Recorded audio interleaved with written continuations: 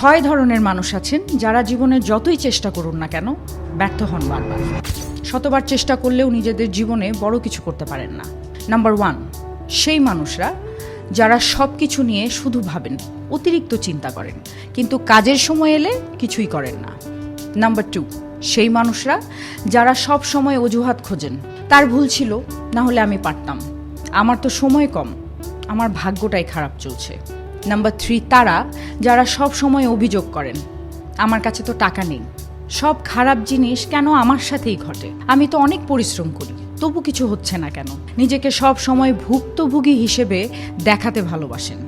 আর 4th number সেই মানুষরা যারা সব সময় অন্যদের জন্য বাঁচেন, নিজের সুখ নিয়ে ভাবেন না, তার যেন খারাপ না লাগে, তার উপকারটা আগে করি, এক্সেট্রা এক্সেট্রা।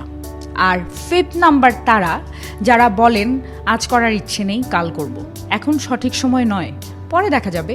আর 6 নম্বরে সেই মহান মানুষরা যারা মনে করেন আমাকে কেউ কিচ্ছু শেখাতে পারবে না, আমি সব জানি। পকেটে হয়তো মাত্র 10 টাকা, তবু সবার আগে বড়াই করে বেড়ান, কাজ শেষ হবার আগেই ঢাকঢোল পিটিয়ে সবাইকে জানান দেন। তাই মনে রাখা খুব জরুরি, এই সমস্ত অভ্যেস আপনাকে ভুল পথে নিয়ে যায়। আর সত্যি বলতে এই প্রবণতাগুলো কোনো না কোনো মাত্রায় আমাদের সবার মধ্যেই আছে, কিন্তু সর্বশেষ কথা হলো ধীরে ধীরে নিজেকে বদলাতে হবে, পরিবর্তন আনতেই হবে, তাহলেই ব্যর্থ এই শব্দটা আপনার থেকে দূরে থাকবে।